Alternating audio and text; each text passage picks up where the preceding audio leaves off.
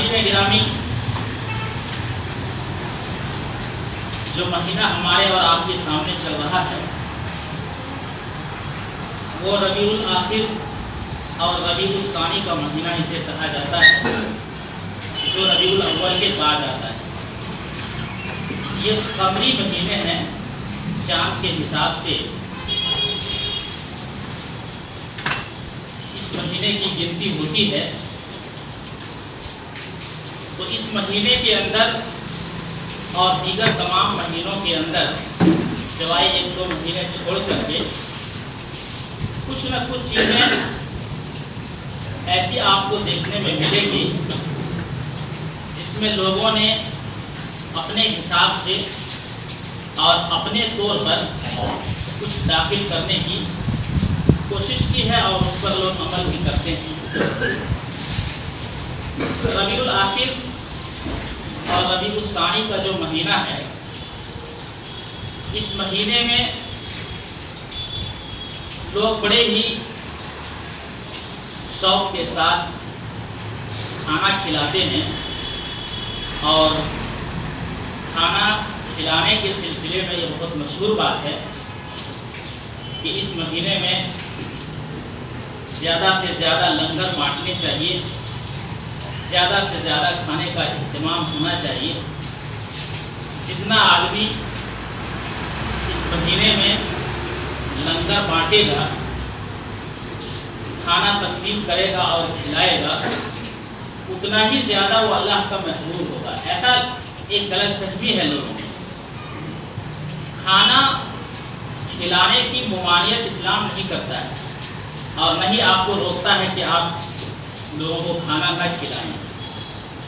غلطی وہاں ہو جاتی ہے جہاں شریعت کی طرف کوئی ایسی بات منسوخ کر دی جائے اور یہ کہا جائے کہ ایسا دین اور اسلام میں ہے، حالانکہ وہ اسلام میں ہے ہی نہیں۔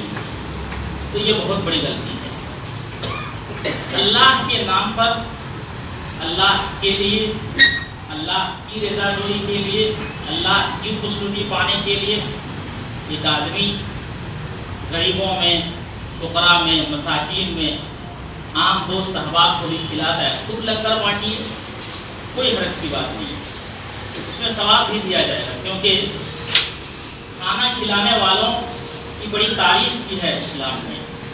کتنی ایسی قرآن کی آیتیں ملیں گی، کتنی ایسی حدیثیں ملیں گی جس میں کھلانے کے سلسلے میں بڑی تاکید کی ہے، اور اسلام نے ترغیب دلائی ہے، اسے ابھارا ہے کہ لوگوں کو کھانا کھلایا جائے۔ کھانا کھلانے کے سلسلے میں خاص طور پر اس مہینے کے اندر بہت سارے سوالات لوگ پوچھتے ہیں کہ ہمیں کرتے تو نہیں ہیں، البتہ اگر 11ویں کی دعوت آ جائے تو کیا ہم جا سکتے ہیں یا نہیں، کھا سکتے ہیں یا نہیں، کیونکہ ہمارے بہت سارے رشتہ دار ایسے ہیں جن کو یہ بات معلوم نہیں ہے، اور کتنے ایسے لوگ ہیں جو لنگر کو بانٹتے ہیں لیکن ان کو خود پتہ نہیں ہے کہ آخر یہ کھانا جو تقسیم کیا جا رہا ہے کیوں تقسیم کیا جا رہا ہے، کیوں کھلایا جا رہا ہے۔ بس مرغے ذبح کر رہے ہیں، بکرے ذبح کر رہے ہیں، ڈیگ کے ڈیگ کھا رہے ہیں، کھلا رہے ہیں، پتہ نہیں ہے کیوں کھا رہے ہیں، کیوں کھلا رہے ہیں۔ تو آپ کے ذہن میں یہ بات ہونی چاہیے، اگر آپ کے رشتہ دار آپ کو دعوت دیتے ہیں، بہت سارے لوگ ایسے ہوں گے جو لا علمی میں جا کر کے کھا کے آئے ہوں گے۔ اچھا، کچھ لوگ دھوکے میں بھی کھلا دیتے ہیں، کوئی فنکشن رکھے گھر میں، 11ویں کا کھانا اس میں کھلا دیا ہے، آدمی سمجھ رہا ہے کہ اس میں جو ہے اس فنکشن کی وجہ سے یہ کھانا کھلا جائے، حالانکہ نیت یہ ہوتی ہے کہ اس میں 11ویں کی دعوت ہوتی ہے۔ تو ایسے کھانے کے سلسلے میں انشاءاللہ مفصل طور پر باتیں آپ کے سامنے تاریخی حقائق کی روشنی میں، کتاب و سنت کی روشنی میں رکھے جائیں گے کہ 11ویں شریف، جس کو شریف اور 11 دونوں کو ملا کر کے کہا جاتا ہے، اور یہ کھانا کس کے نام پر کھلایا جاتا ہے، اللہ کے نام پر کھلایا جاتا ہے یا کسی غیر اللہ کے نام پر کھلایا جاتا ہے، اور یہ کھانا ہمیں کھانا کیوں نہیں ہے، کیوں ایسی دعوت قبول نہیں کرنی ہے، کیوں ایسے کھانے میں ہم کو شریک نہیں ہونا ہے، کیونکہ وہ کھانا کیوں حرام ہو جاتا ہے۔ تو سب سے پہلے اور بنیادی بات تو یہ ہے یہ بات آپ اچھی طرح سے جان لیں کہ 11ویں کی ابتدا کیسے ہوئی، مطلب اس کی شروعات کیسے ہوئی۔ پہلے تو اس طرح کی دعوتیں نہیں ہوتی تھی، اس طرح کے کھانے تقسیم نہیں ہوتے تھے۔ بعد میں چل کر کے 600 سال اسلام کا زمانہ گزر گیا، 1 2 3 نہیں بلکہ سال، ایسے سال جس کو 100 کہتے ہیں، 600 سال کا زمانہ جو اسلام کا زمانہ ہے وہ بیت چکا تھا، اور اس کے بعد 600 سال کے بعد کا زمانہ آتا ہے، وہاں سے اس کی شروعات ہوتی ہے۔ شروعات کیسے ہوتی ہے یہ جاننے کی ضرورت ہے۔ 11 ربیع الآخر، 11 ربیع الثانی اور پورا مہینہ جو ربیع الثانی اور ربیع الآخر کا مہینہ ہے، اس پورے مہینے میں لوگ 11ویں کی دعوت دیتے ہیں، کھاتے اور کھلاتے ہیں پورے مہینے، کسی ایک دن کو نہیں، کوئی ایک دن کر لیا پھر دوسرے دن یہاں پھر تیسرے دن یہاں، تو پورا مہینہ یہ ایک دور چلتا رہتا ہے۔ یہ کھانا دراصل شیخ عبد القادر جیلانی رحمۃ اللہ علیہ کے نام پر تیار کیا جاتا ہے، اور ان کے نام سے یہ کھانا لوگوں کو کھلایا جاتا ہے۔ تو شیخ عبد القادر جیلانی رحمۃ اللہ علیہ کی ولادت جو ہوئی تھی، جو آپ پیدا ہوئے تھے 570 ہجری میں، 470 ہجری میں، 470 ہجری میں آپ پیدا ہوئے، اور 90 سال کی عمر پا کر کے 561 ہجری میں، یعنی 561 ہجری میں وہ اس دنیا سے چلے گئے، یعنی 90 سال کی عمر آپ نے پائی۔ تب تک یہ 11ویں کچھ بھی نہیں تھا۔ اب جب یہ چلے گئے 561 ہجری میں اس دنیا سے، تو ان کے جو مریدین تھے، ان کے جو معتقدین تھے اور ان کے جو چاہنے والے تھے، انہوں نے بہت سالوں کے بعد ان کے نام پر اس کھانے کو شروع کیا، اور آج خاص طور پر بر صغیر میں، ہند و پاک اور بنگلہ دیش کے اندر باضابطہ ایک دور چلتا ہے ربیع الثانی کے مہینے میں۔ تو یہ اس کی شروعات ہے کہ تقریباً 600 سال کے بعد اس کو لوگوں نے اپنے طور پر عبد القادر جیلانی رحمۃ اللہ علیہ کے نام پر شروع کیا۔ یہاں آگے بڑھنے سے پہلے ایک شبہے کا ازالہ کرنا مناسب سمجھتا ہوں کہ اب ظاہر سی بات ہے، کوئی آدمی اگر کہے گا کہ یہ کھانا تو کھلایا جاتا ہے، لیکن اس کی دلیل کیا ہے؟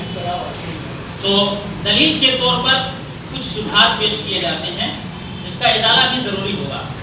ایسے کو دلیل نہیں کہا جاتا، برہان اور ایسے کو کچھ دلیل سے ہم تعبیر نہیں کرتے، بلکہ لوگوں میں پھیلی ہوئی کچھ غلط فہمیاں ہیں۔ اصل میں مولوی محمد شریف ایک شخص ہیں، ان کی ایک کتاب مسئلہ 11ویں، مطلب مسئلہ 11ویں کے نام سے جو ہے ایک کتاب ہی کتابچہ ہے، تو اس میں انہوں نے پیج نمبر 4 میں 11ویں کے ثبوت میں کچھ باتیں پیش کی ہیں جو ہم کو بھی سمجھنے کے لیے ضرورت ہے تاکہ ہم دوسرے کو بتا سکیں۔ پیج نمبر 4 پہ اس میں لکھا ہے کہ امام شافعی رحمۃ اللہ علیہ، جو ایک امام گزرے ہیں 4 امام میں سے ایک امام شافعی رحمۃ اللہ علیہ، ان کی ایک کتاب تھی قرۃ الناظرہ۔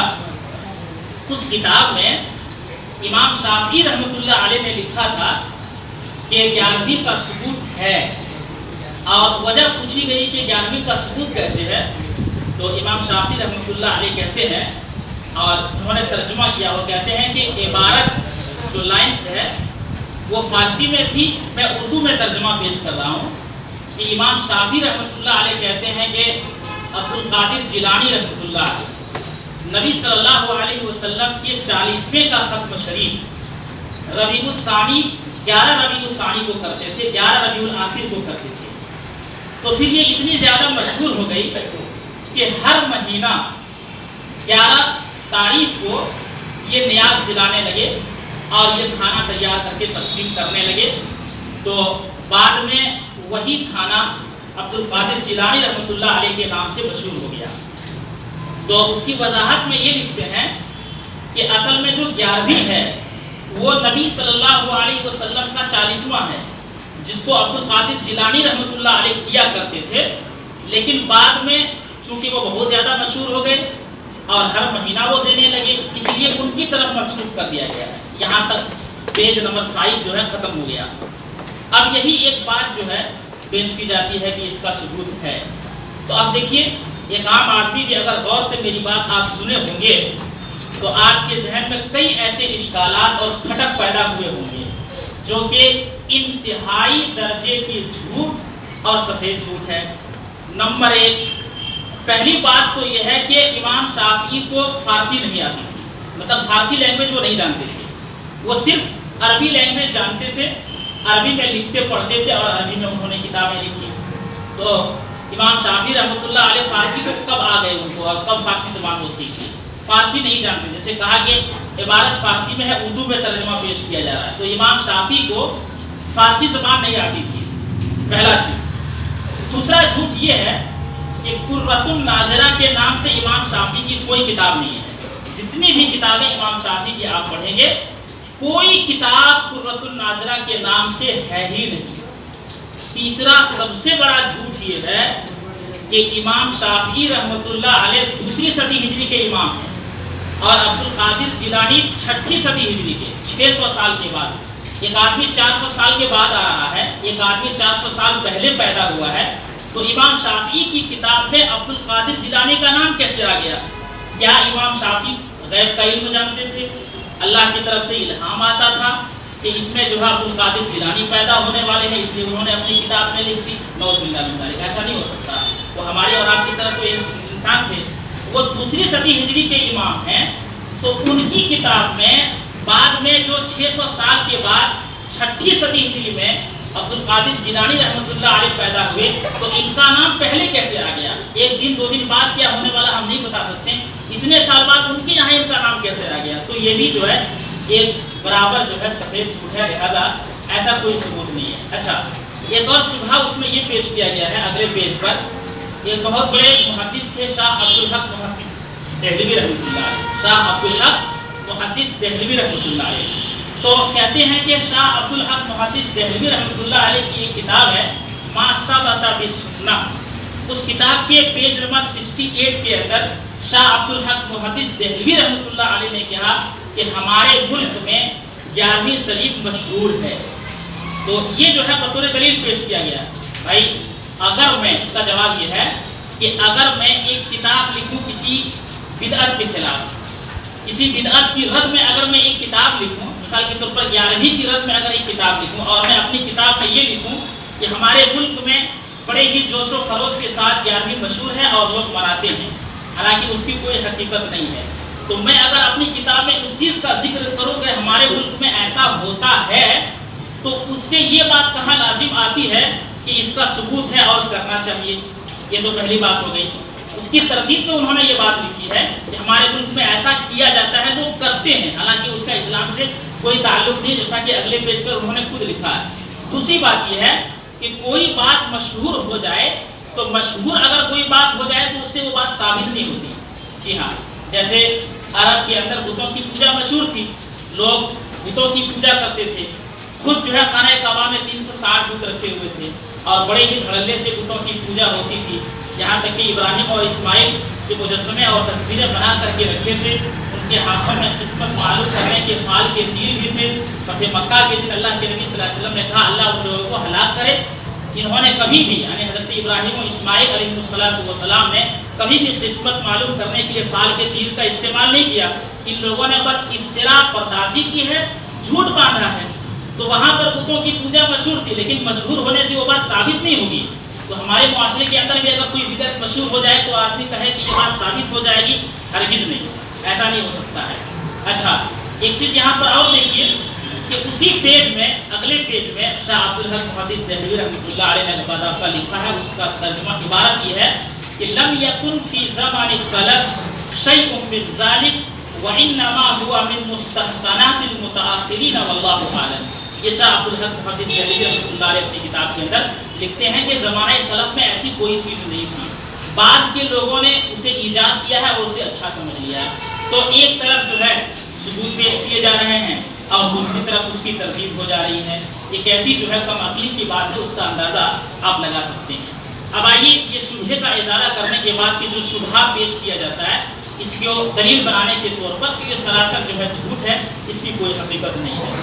اب جس شخصیت کو سامنے لا کر کے کھڑا کر کے ان کے طور پر یہ چیزیں بنانے کی کوشش کی گئی ہے، اس شخصیت کا عقیدہ بھی ہم جان لیتے ہیں۔ جیسے شیخ عبد القادر جیلانی رحمۃ اللہ علیہ کا عقیدہ، ان کا مذہب، ان کا مسلک کیا تھا، وہ چیز جاننا، اور ان کے جو مریدین تھے، جو معتقدین تھے، انہوں نے کیا کیا پھول کھلائے ہیں، وہ چیز بھی جاننے کی ضرورت ہے۔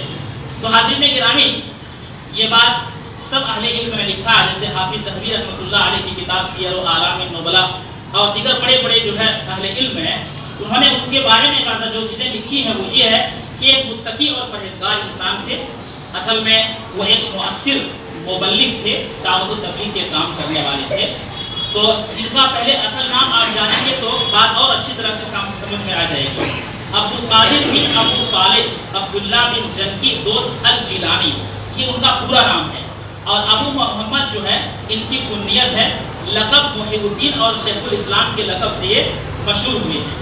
تو انہوں نے اپنی زندگی میں صرف 3 کتابیں لکھی ہیں، اور جتنی ساری کتابیں ان کی طرف منسوب کی جاتی ہیں یا یہ کہا جاتا ہے کہ یہ ان کی کتاب ہے، تو انہوں نے ایسی بہت ساری کتابیں نہیں لکھی ہیں، بس لوگوں نے اپنے طور پر لکھ کر کے ان کے نام سے مشہور کر دیا ہے۔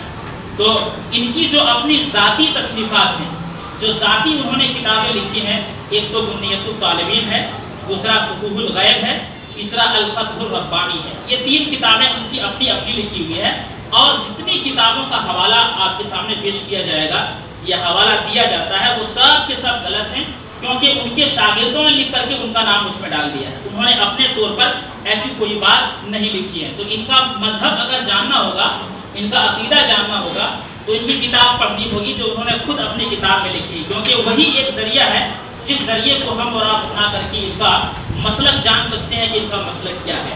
تو حافظ ذہبی رحمۃ اللہ علیہ نے سیر اعلام النبلاء کے اندر لکھا ہے کہ اعتقادنا اعتقاد السلف الصالح والصحابہ، یہ عبدالقادر جیلانی رحمۃ اللہ علیہ خود کہتے ہیں، جس کو امام ذہبی رحمۃ اللہ علیہ نے سیر اعلام النبلاء کے اندر نقل کیا کہ ہمارا عقیدہ وہی ہے جو عقیدہ صحابہ کرام سلف صالحین کا عقیدہ تھا۔ یہ انہوں نے خود یہ بات بیان فرمائی ہے۔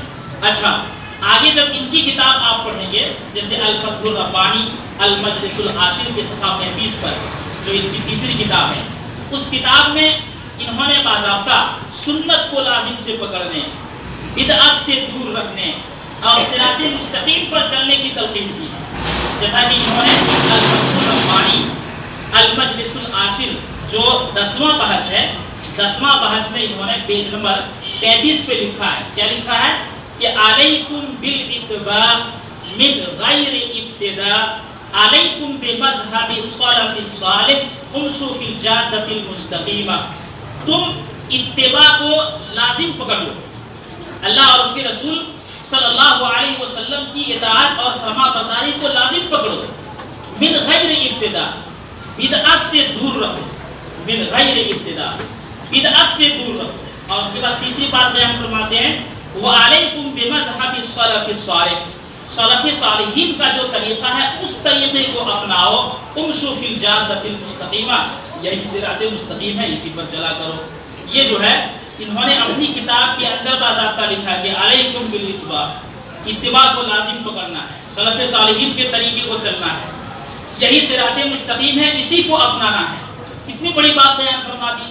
آج لوگوں نے ان کے نام پر کتنی ایسی باتیں مشہور کر دی ہیں، اور کتنی ایسی سینکڑوں اور ہزاریں باتیں اس کے اوپر جھوٹ باندھ دیا ہے، افترا پردازی کی ہے، جس کا حقیقت سے کوئی واسطہ نہیں ہے۔ اچھا، انہوں نے اپنی کتاب کے اندر یہ بھی لکھا ہے کہ فعلی المؤمن، مومنوں کے لیے لازم ہے کہ وہ سنت کو لازم پکڑے، والجماعہ، اور جماعت کو لازم پکڑے۔ سنت اور جماعت دونوں باتیں انہوں نے بیان فرمائی کہ فعلی المؤمن اتباع السنہ والجماعہ، مومن کو چاہیے کہ وہ سنت کو لازم پکڑیں اور جماعت کو لازم پکڑیں۔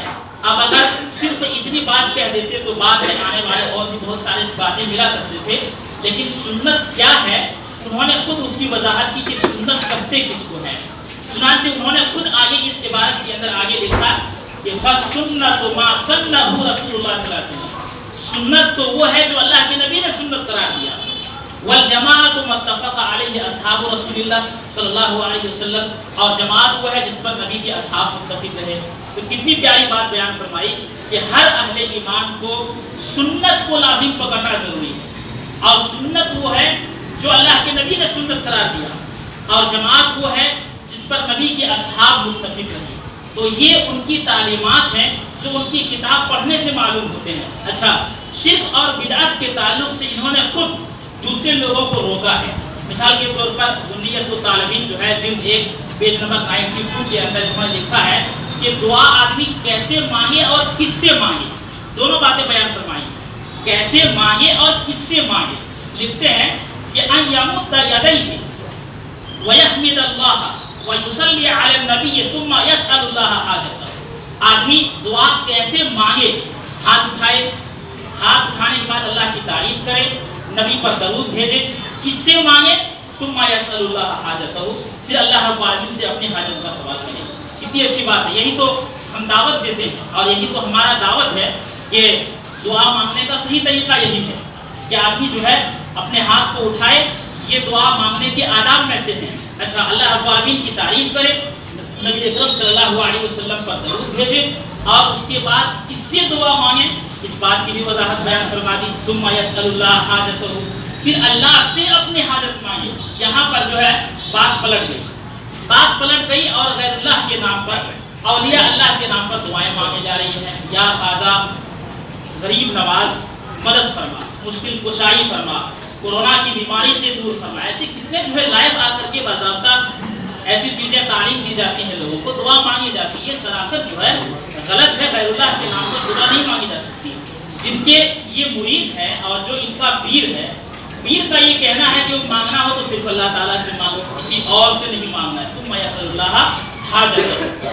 اچھا، ایک اور چیز انہوں نے جو ہے قبر کی زیارت کا ادب بتلایا، بڑی عجیب بات ہے کہ وَإِذَا زَارَ قَبْرًا لَا يَضَعُ يَدًا عَلَيْهِ وَلَا يُقَبِّلُهُ فَإِنَّهُ عَادَةُ الْيَهُودِ وَلَا يَقْعُدُ عَلَيْهِ وَلَا يَتَّكِئُ۔ یہ بنیت الطالبین کی بات پڑھ کر کے آپ کو سنا رہا ہوں، جو عبدالقادر جیلانی رحمۃ اللہ علیہ نے لکھا اپنی کتاب کے اندر کہ جب کوئی قبر کی زیارت کرنے کے لیے جائے تو کیا کرے، قبر پر اپنا ہاتھ نہ رکھے، اچھا، اور نہ ہی قبر کو بوسہ دے، قبر کو چومے، اس لیے کہ یہ یہودیوں کی عادت ہے۔ پیر کا یہ کہنا ہے کہ جب آدمی قبر کی زیارت کے لیے جائے تو کیا کرنا ہے، قبر کو ہاتھ پہ نہیں رکھنا ہے، قبر پر ہاتھ نہیں رکھنا ہے، اور یہ ہے کہ نہ ہی قبر کو چومنا ہے، ولا یقبلہ میں چومنا، بوسہ لینا، اور نہ ہی قبر کو چومنا ہے۔ فإنہ عادۃ اليہود، اس لیے کہ یہ یہودیوں کی عادت ہے، یہ مسلمانوں کی عادت نہیں ہو سکتی، یہ مسلمانوں کا طریقہ نہیں ہو سکتا۔ اچھا، ولا یقعد علیہ، اس پر نہ بیٹھے، ولا یتقوا علیہ، اور نہ ہی اس پر ٹیک لگائے۔ تو قبر کی زیارت کا بھی ادب بتلا دیا۔ اب آپ دیکھتے ہوں گے کہ قبر کی زیارت کے تعلق سے زیارت کے نام پر لوگ وہاں پر مانگنے جاتے ہیں، یہ بھی یہودیوں کی طرح ایک ہیلا ساز قوم ہے۔ ہر معاملے میں بنی اسرائیل نے کہیں نہ کہیں جب اللہ کا حکم آیا تو اس میں بہانہ تلاش کیا۔ ایسے ہی آج کل کے لوگ دین اور اسلام کی باتوں پر عمل نہ کرنے کے لیے بہانے تلاشتے ہیں۔ جیسے قبر پر زیارت کی نیت سے جاتے ہیں، وہ کہتے ہیں کہ ہم جا رہے ہیں زیارت کے لیے، یہ لفظ ہے زیارت کے لیے، اور زیارت کی نیت سے جا کر کے وہاں پر مانگ رہے ہیں۔ یہ ہیلا ساز ہے، جو غیر اللہ سے مدد مانگنا، غیر اللہ سے طلب کرنا اور غیر اللہ سے استغاثہ کرنا، یہ ساری چیزیں حرام اور شرک ہیں۔ یہ پیر نے کیا بات بیان فرما دی، اس کو تو اپنے ذہن میں رکھنے کی ضرورت ہے کہ بھائی یہ چومنا یہ یہودیوں کی عادت ہے، یہ کسی مسلمان کا سیوا نہیں ہو سکتا۔ یہ میں اپنی بات نہیں کر رہا ہوں، یہ ان کی بات ہے جو انہوں نے خود بیان فرمائی ہے۔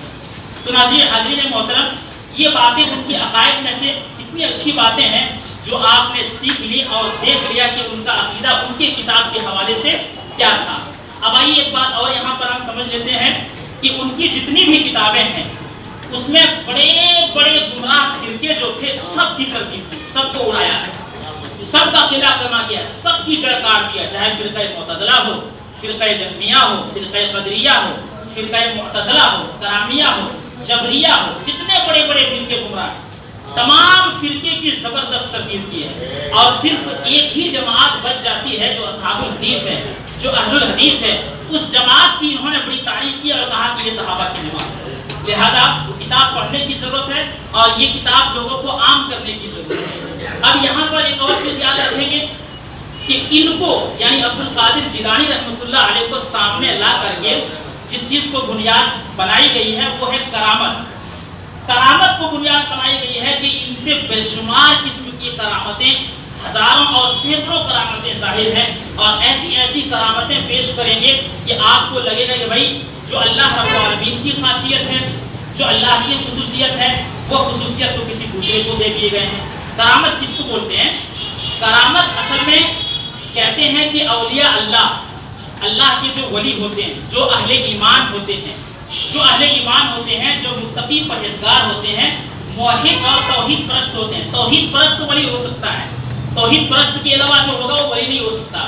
تو اولیاء اللہ کے ہاتھوں اگر کوئی چیز ایسی ظاہر ہو جائے جو ان کی عادت کے خلاف ہو تو اسے کرامت کہتے ہیں، اور معجزہ کہتے ہیں کہ انبیاء کے ہاتھوں کوئی چیز ظاہر ہو جائے خرق عادت کی، اس کو معجزہ کہتے ہیں۔ اب یہاں پر چند چیزیں اس سلسلے میں یاد رکھنی ہے، وہ یہ کہ معجزہ جو ہے کرامت کے برابر نہیں، کرامت معجزہ کے برابر نہیں ہو سکتا۔ یعنی جس طرح سے ایک ولی نبی کے مقام کو نہیں پا سکتا، اسی طرح کسی ولی کی کرامت نبی کے معجزے کے برابر نہیں ہو سکتا، کیونکہ وہ دونوں الگ الگ چیز ہے۔ دوسری چیز یہ ہے کہ اگر کسی نبی کے ہاتھوں کوئی معجزہ ظاہر ہوگا تو اللہ کے حکم سے ظاہر ہوگا، نبی کو اختیار نہیں ہوتا۔ اسی طرح سے کسی ولی کے ہاتھوں اگر کوئی معجزہ ظاہر ہو جائے، کوئی کرامت ظاہر ہو جائے ولی کے ہاتھوں، تو وہ صرف اللہ کے حکم سے ہوگا، اس میں کسی ولی کی اتھارٹی اور اختیار نہیں ہوتا، اس کا پس نہیں چلتا۔ جیسے حضرت مریم علیہ السلام کے یہاں بے موسم کے پھل آتے تھے، کچھ صحابہ کرام ایسے تھے راستے میں رات کی اندھیری میں چل رہے ہوتے اور ان کی لاٹھی جو ہے لائٹ کا کام کرتی، روشن ہو جاتی۔ یہ کیا ہے؟ کرامت ہے، جو ان کے ہاتھوں ظاہر ہوا، اللہ نے ظاہر کرایا، وہ اللہ کے حکم سے ظاہر ہو گئے، چاہے معجزہ ہو چاہے کرامت ہو۔ تیسری بات یہ یاد رکھنی ہے کہ اس میں کسی انسان کی کوئی اتھارٹی اور کوئی اختیار تو بہرحال ہوتا ہی نہیں ہے، لہٰذا یہ بات ہمیشہ یاد رکھنے کی ضرورت ہے کہ وہ ہوگا تو صرف اللہ رب العالمین کے حکم سے، اور کسی نبی کا جو معجزہ ہے اور کسی ولی کی جو کرامت ہے وہ دونوں کبھی بھی برابر نہیں ہو سکتے، اور اس میں انسان کا بس نہیں چلتا ہے۔ تو شیخ عبد القادر جیلانی رحمۃ اللہ علیہ متقی اور پرہیزگار انسان تھے، لوگوں نے ان کی طرف بہت سارے ہزاروں اور سینکڑوں کرامتوں کو ٹھوس دیا ہے، ان کی طرف منسوب کر دیا ہے، حالانکہ وہاں پر کوئی ایسی چیزیں ظاہر نہیں ہوئی ہیں۔ اور یہ بھی ہم کو عقیدہ رکھنے کی ضرورت ہے، کسی نبی کا معجزہ ہم انکار نہیں کر سکتے، لیکن ولی کا جو کرامت ہے اسے ہم مان بھی سکتے ہیں، نہیں بھی مان سکتے، یہ ہم کو اختیار ہے، لیکن نبی کا جب معجزہ ہوگا تو اسے ہم انکار نہیں کر سکتے۔ تو شیخ عبد القادر جیلانی کی طرف بے شمار ایسی چیزیں منسوخ کر دی ہیں، اور ان کو جو ہے سامنے لا کر کے ایک الگ دین بنانے کی کوشش کی گئی ہے باضابطہ، جیسے غوث اعظم ہے۔ تو غوث اعظم کیا ہے؟ غوث اصل میں عربی زبان کا لفظ ہے جس کے معنی مدد کرنے والا، مددگار کی ہوتا ہے۔ اب اگر کسی سے پوچھا جائے اعظم کے معنی سب سے بڑا، تو غوث اعظم کا ترجمہ یہ ہوا کہ سب سے بڑا مددگار۔ پوچھا جائے کہ بھائی سب سے بڑا مددگار کون ہے، تو ایک عام آدمی، جاہل آدمی کے لیے ہاتھ اوپر اٹھے گا کہ ہاں وہ اللہ رب العالمین ہے، وہ انسان نہیں ہو سکتا، کیونکہ اللہ رب العالمین نے قرآن کے اندر بھرپور اس کی ترتیب بیان فرمائی ہے۔ غیر اللہ کے نام پر جو ایسے لوگ کرتے ہیں انہیں اللہ کے ساتھ شریک ٹھہراتے ہیں، ایسے لوگ کی ترتیب بیان فرمائی ہے۔ اور غوث اعظم کون ہے، اس کے تعلق سے اللہ رب العالمین نے کہا وَمَن نَصْرُ إِلَّا مِنْ عِنْدِ اللَّهِ الْعَزِيزِ الْحَكِيمِ، مدد صرف اللہ کی طرف سے ہے جو غالب اور حکمت والا ہے۔ سورہ بقرہ میں اللہ نے کہا وَمَا لَكُم مِّن دُونِ اللَّهِ مِن وَلِيٍّ وَلَا نَصِيرٍ، اللہ کے علاوہ تم کسی اور کو اپنا حمایتی اور مددگار نہیں پاؤ گے۔ تو مدد کرنے والا سب سے بڑا مددگار وہ صرف اللہ تعالیٰ کی ذات ہے، کوئی انسان جو ہے سب سے بڑا مددگار نہیں ہو سکتا۔ اور طرفہ تماشا تو یہ ہے کہ مرنے کے بعد بھی لوگ ایسا عقیدہ رکھتے ہیں، یہاں تک کہ لوح محفوظ میں تصویر کا حق ہے حاصل، مرد عورت سے بنا دیتے ہیں غوث الاغواث۔ اس طرح کے شرکیہ اور کفریہ اشعار جو ہے پڑھ کر کے سناتے ہیں، اور عجیب و غریب واقعات آپ کو سننے میں ملیں گے جس سے پتہ یہ چلتا ہے کہ یہ اسلام کے اندر ایسی چیزیں کوئی ہے ہی نہیں، لوگوں نے بنا کر کے ایک الگ دین بنانے کی کوشش کی گئی ہے جس کا اسلام سے کوئی تعلق نہیں ہے۔ تو شیخ عبد القادر جیلانی رحمۃ اللہ علیہ وہ غوث اعظم ہو ہی نہیں سکتے۔ جو یہ عقیدہ رکھتا وہ مشرک ہے، جو عقیدہ رکھے ان کا یہ عقیدہ شرک کے دائرے میں آتا ہے، اگر مرنے سے پہلے توبہ نہیں کی تو اس کی مغفرت اور بخشش نہیں ہو سکتی ہے۔ آئیے یہ لوگ جو دعوت یہ کرتے ہیں کہ مرنے کے بعد بھی دستگیری کرتے ہیں، ہاتھ کو پکڑتے ہیں، مشکل کشائی کرتے ہیں، حاجت روائی کرتے ہیں، تو ایک دل خراش حقیقت آپ کے سامنے بتاتا چلوں کہ دیکھیے بغداد کے اندر ان کی قبر تھی کیونکہ وہیں پر ان کا انتقال ہوا، بغدادی تھے. تو جب حکومت آئی ان کے انتقال کے بعد جب دفنا دیا گیا تو کچھ دنوں کے بعد حکومت آئی ناصر الدین کی. ان کے ایک وزیر تھے ابو المظفر جلال الدین عبداللہ بن یونس بغدادی، یہ جو ہے وزیر تھے. اور وزیر ہونے کی حیثیت سے انہوں نے اس جگہ کو جس جگہ پر عبد القادر جیلانی رحمۃ اللہ علیہ کو دفنایا گیا تھا اس جگہ کو توڑا، مکان کو مسمار کیا اور ان کی لاش کو نکال کر کے دریائے دجلہ میں پھینک دیا. اب یہ بتائیے آپ، کہا کہ یہ وقف کی زمین ہے، یہاں پر کسی کے لیے دفن کرنا مناسب نہیں ہے، یہ وقف کی زمین ہے، اور اولاد کو دربدر کر دیا. اس واقعے سے چند باتیں معلوم ہوتی ہیں. پہلی بات تو یہ ہے کہ وہ قبر میں زندہ نہیں تھی. دوسری بات یہ ہے کہ اگر وہ دستگیری کرتے یا کسی کی مدد کرتے تو سب سے پہلے اپنی حفاظت کرتے. اتنے لاچار اور بے بس تھے کہ وہ اپنی حفاظت خود نہیں کر سکے، یہاں تک کہ ان کی قبر کو اٹھا دیا گیا. اور تیسری بات یہ ہے کہ اس وقت بغداد میں جو ان کی قبر ہے وہ ایک فرضی قبر ہے، وہاں پر ان کی لاش نہیں ہے. لیکن تعجب کی بات تو یہ ہے کہ آج بھی اس کے مزار پہ فارسی کے یہ اشعار لکھے ہوئے ہیں کہ بادشاہی دو عالم شیخ عبد القادر ہست، سرور اولاد آدم شیخ عبد القادر ہست، عرش کرسی وہ قلم زیر پائی شیخ عبد القادر ہست. دونوں جہان کے دنیا و آخرت کے بادشاہ ہیں عبد القادر، اولاد آدم کے سردار ہیں عبد القادر. نعوذ باللہ من ذالک. اللہ کے نبی صلی اللہ علیہ وسلم نے کہا انا سید ولد آدم یوم القیامہ، قیامت کے دن میں اولاد آدم کا سردار ہوں گا. یہاں کسی مخلوق کو، کسی جو ہے ایسی شخصیت کو جو بعد میں نبی صلی اللہ علیہ وسلم کے بعد آئے 600 سال کے بعد، ان کو جو ہے یہاں پر بیان کر دیا گیا کہ وہ اولاد آدم کے سردار ہیں. اسی طرح سے عرش، کرسی، قلم، لوح محفوظ سب عبد القادر جیلانی کے پیر کے نیچے ہیں. نعوذ باللہ من ذالک. اور تو اور امریکی فوجیوں نے جب بغداد پر حملہ کیا تھا اور بغداد کا زوال شروع ہوا تھا تو ایسی بمباری کی گئی کہ ان کی قبر بھی محفوظ نہیں ہو سکی. اگر واقعتاً وہ دستگیری کرتے تو بھائی کم سے کم مسلمانوں کی مدد کرتے، امریکی فوجیوں کے خلاف مسلمانوں کی مدد کرتے. ان کو جو ہے لوٹا گیا، مارا گیا، پیٹا گیا، ان کے اوپر ظلم کیا گیا، لیکن خود جو ہے وہ کوئی مدد نہیں کر سکے. تو یہ سارے قرائن اور شواہد اس بات پر دلالت کرتے ہیں کہ وہاں پر جو ان کی قبر ہے وہ ایک فرضی قبر ہے. اور شیخ عبد القادر جیلانی رحمۃ اللہ علیہ، کیا کوئی بھی شخص جو انسان ہو وہ مر جائے اسے اتنی طاقت نہیں ہے کہ وہ باہر آ کر کے دنیا والوں سے کچھ معاملہ کر سکے یا دنیا والوں کی دستگیری کر سکے. یہ سب کے سب جھوٹ اور شرکیہ عقائد ہیں. اللہ کی جیسی قدر ہونی چاہیے تھی لوگوں نے ویسی قدر نہیں کی. اللہ کو جیسے پہچاننا چاہیے تھا ویسے نہیں پہچانا.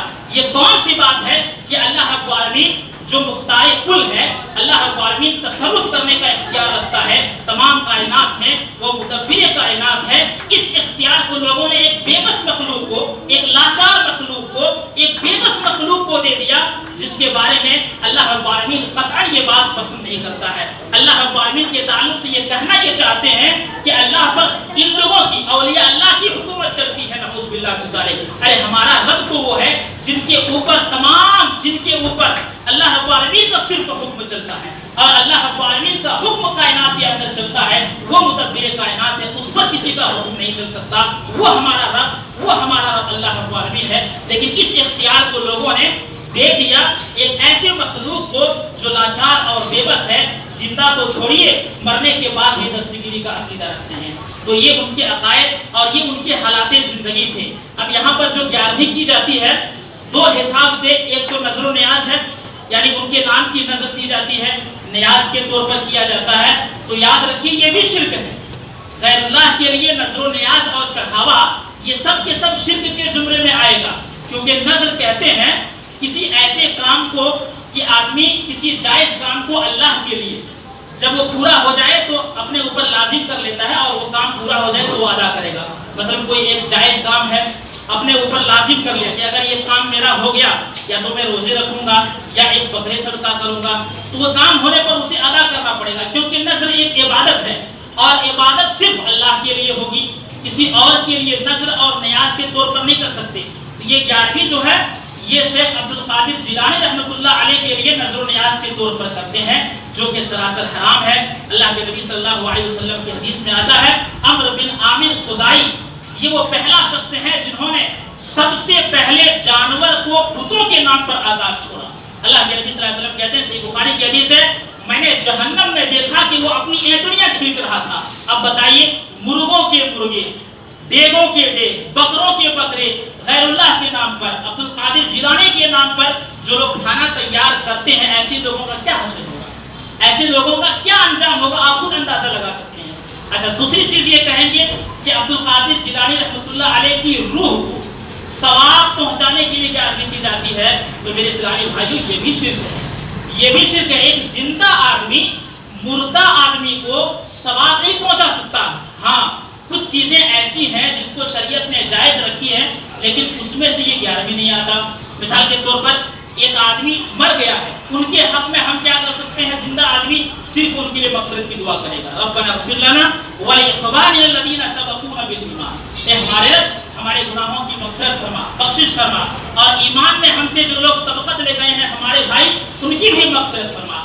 تو یہ مغفرت کی دعا ان کے لیے ہم کر سکتے ہیں۔ دوسری چیز یہ ہے کہ اس مردے نے بحالت صحت اگر کوئی ایسا کام کیا ہے، جیسے نیک اولاد ہے، حدیث میں ہے کہ نہیں، نیک اولاد ہے جو ان کے لیے دعا کرے، صدقہ جاریہ ہے، یا ایسا علم چھوڑ گیا جو شرعی علم تھا اور لوگ اس سے فائدہ اٹھا رہے تھے، تو ان کو یہ ثواب پہنچے گا۔ اسی طرح سے ان کے اوپر اگر قرض ہے تو قرض ادا کر دیں گے کوئی بھی آدمی تو انشاءاللہ ان کو ثواب پہنچ جائے گا۔ اگر انہوں نے حج نہیں کیا تھا، جیسے عبداللہ ابن عباس رضی اللہ عنہما کہتے ہیں، یہ سنن نسائی کتاب الحج کی روایت ہے کہ سألت النبی صلی اللہ علیہ وسلم، ایک عورت نے اللہ کے نبی صلی اللہ علیہ وسلم سے سوال کیا کہ پیارے رسول صلی اللہ علیہ وسلم، میرے ابا کا انتقال ہو گیا اور انہوں نے حج نہیں کیا تھا، کیا میں ان کی جانب سے حج کر سکتی ہوں؟ تو آپ صلی اللہ علیہ وسلم نے کہا اس کی جانب سے حج کرو۔ تو یہ ایک چیز ہے۔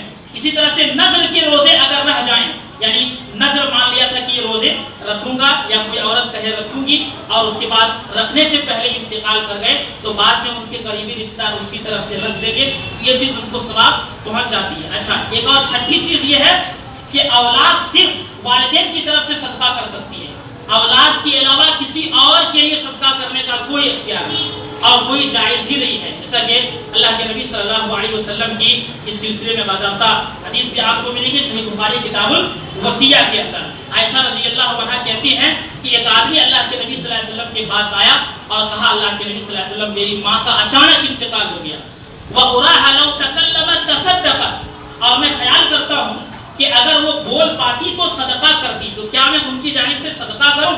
آپ صلی اللہ علیہ وسلم نے کہا، نام تصدق عنہا، ان کی جانب سے تم صدقہ کرو۔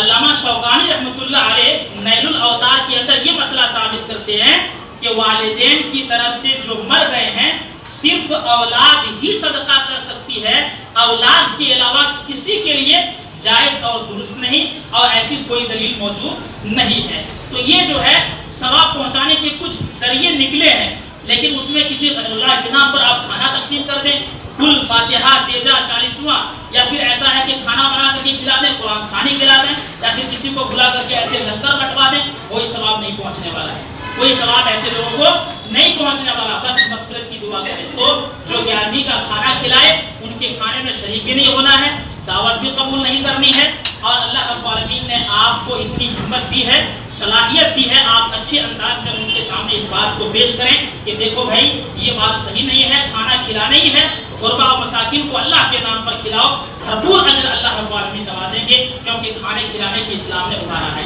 اللہ رب العالمین سے دعا ہے کہ رب العالمین ہم سب کو کتاب اللہ اور سنت رسول